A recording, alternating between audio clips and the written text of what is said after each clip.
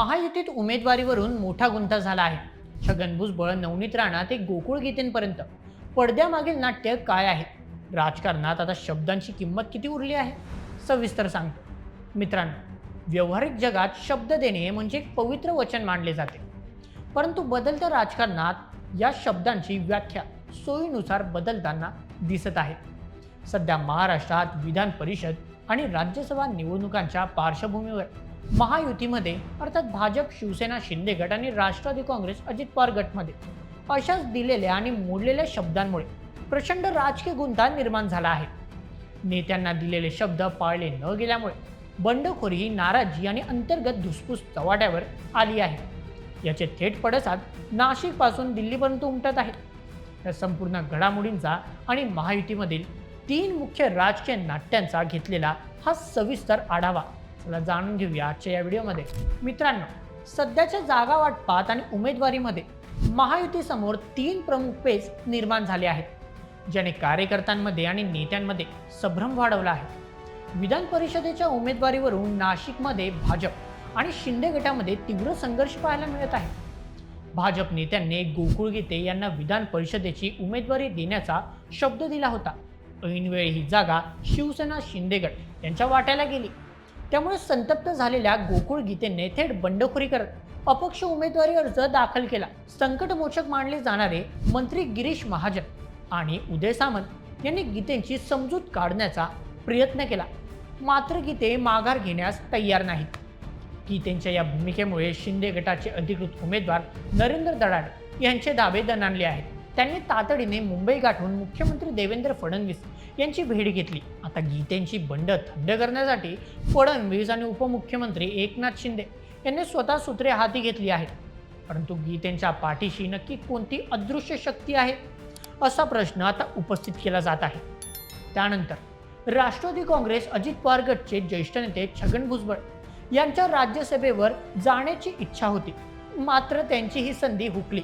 त्यामागे कौटुंबिक आणि राजकीय अटींचे राजकारण असल्याचे समोर आले आहे.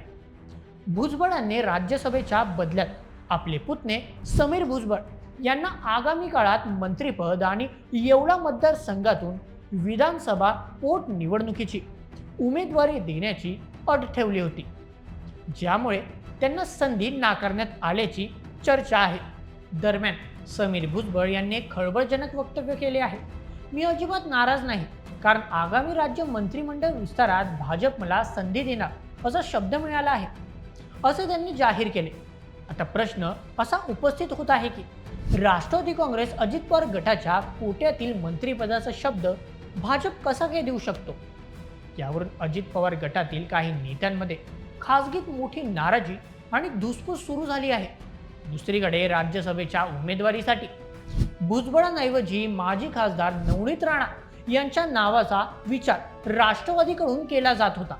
उपमुख्यमंत्री सुनेत्रा पवार आणि खासदार पार्थ पवार यांचा असा आग्रह होता की नवनीत राणा यांनी राष्ट्रवादी काँग्रेसमध्ये अजित पवार गटामध्ये घर वापसी अर्थात पुन्हा प्रवेश करावी आणि राष्ट्रवादीच्या चिन्हावर निवडणूक लढवावी.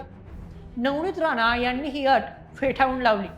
मी आता भाजपची निष्ठावान कार्यकर्ता आहे, असे म्हणत त्यांनी राष्ट्रवादीत जाण्यास स्पष्टपणे नकार दिला. अमरावतीमध्ये आधीच भाजपचा एक मोठा गट राणा यांच्या विरोधात आहे.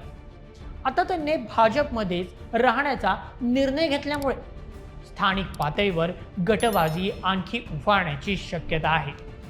तसेच राणा यांच्या राजकीय पुनर्वसनासाठी आता भाजपच्या केंद्रीय आणि राज्य नेतृत्वाला तातडीने वेगळे प्रयत्न करावे लागणार आहेत. दिल्लीत 10 जून रोजी होणाऱ्या NDAच्या महत्त्वाच्या बैठकीसाठी अजित पवार गटानेही कंबर कसली आहे. मंगळवारी उपमुख्यमंत्री सुनेत्रा पवार यांच्या देवगिरी या शासकीय निवासस्थानी प्रफुल्ल पटेल, प्रदेशाध्यक्ष सुनील तटकरे आणि नवनियुक्त राज्यसभा उमेदवार राजेंद्र जैन यांच्या उपस्थितीत एक उच्चस्तरीय बैठक पार पडली. बैठकचा मुख्य अजेंडा होता केंद्रात राष्ट्रवादी काँग्रेसला किमान एक कॅबिनेट मंत्रिपद मिळावे यासाठी दबाव गट तयार करणे आणि रणनीती आखणे. सूत्रांनी दिलेल्या माहितीनुसार आगामी राज्य मंत्रिमंडळ विस्तारात अनेक वादग्रस्त प्रकरणात अडकलेले मंत्री नरहरी झिरवाळ यांचे मंत्रिपद जाण्याची शक्यता आहे. तसेच आमदार इद्रिस नायकवाडी यांच्या जागी एखाद्या नव्या आणि तरुण चेहऱ्याला संधी दिली जाऊ शकते. एकीकडे महायुतीत उमेदवारी आणि शब्दांवरून वाद सुरू असताना दुसरीकडे राष्ट्रवादी काँग्रेस शरदचंद्र पवार पक्षाचा 28वा वर्धापन दिन सोहळा मुंबईतील यशवंतराव चव्हाण सेंटरमध्ये सकाळी 10 वाजल्यापासून सुरू होत आहे. लोकसभा निवडणुकीतील घवघवीत यशानंतर शरद पवार पहिल्यांदाच आपल्या कार्यकर्त्यांना संबोधित करणार आहेत. देशातील वाढती महागाई, इंडिया आघाडीची आगामी दिशा, 10 जूनची एनडीएची बैठक आणि महाराष्ट्रातील महायुती सरकारमधील अंतर्गत वाद यावर शरद पवार का तोफ डाकतात याकडे संपूर्ण महाराष्ट्राचे डोळे लागले आहेत. लोकसभा निवडणुकीच्या निकालानंतर शरद पवारांचे हे मार्गदर्शन आगामी विधानसभा निवडणुकीचे रणशिंग फुंकणारे ठरू शकते.